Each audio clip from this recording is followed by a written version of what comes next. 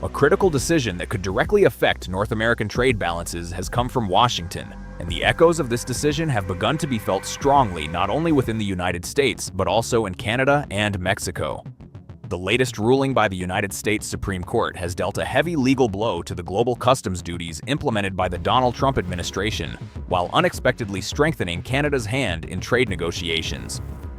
In a 6-3 decision, the court ruled that the wide-ranging global tariffs announced by Trump as part of an economic move he called Liberation Day last year, along with the additional taxes the White House argued were put into effect as a justification for combating fentanyl trafficking, exceeded the limits of federal trade authority.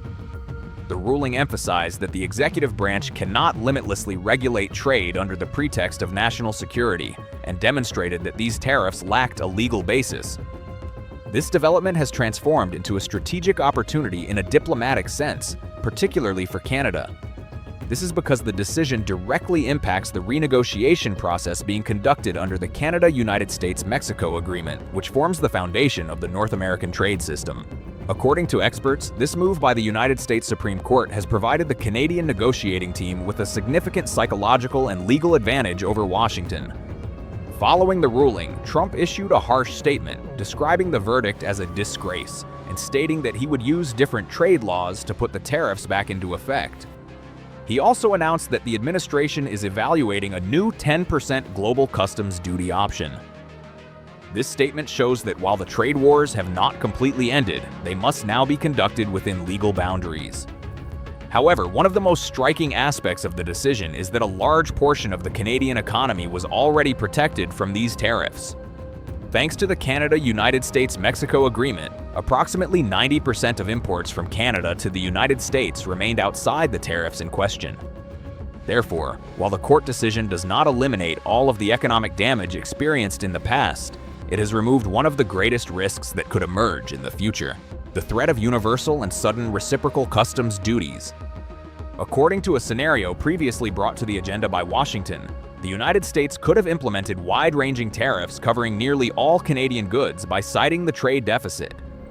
The court ruling has significantly weakened this possibility.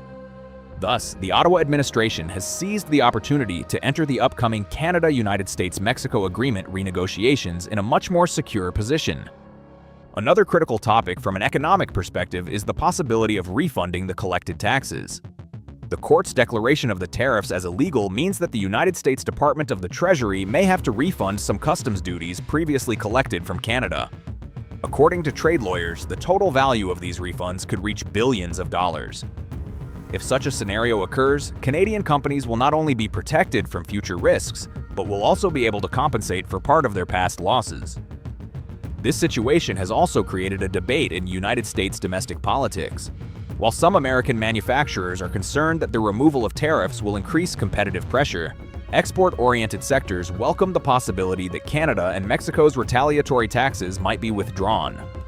This is because, in recent years, reciprocal tariffs have placed producers in the agriculture, automotive sub-industry, and heavy machinery sectors in a difficult position.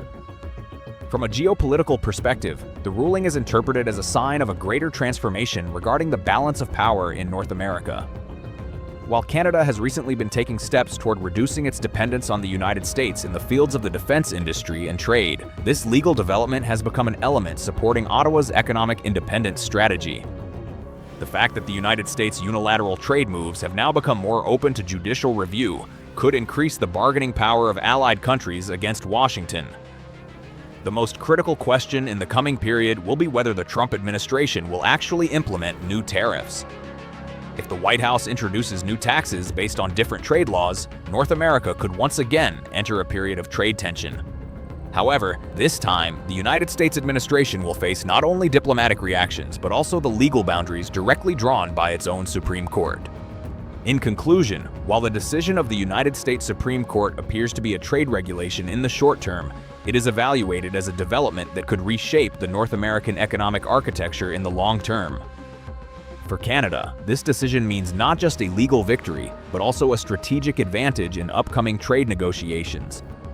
For the United States, it may mark the beginning of a new era in which the limits of executive power in trade policies are redefined.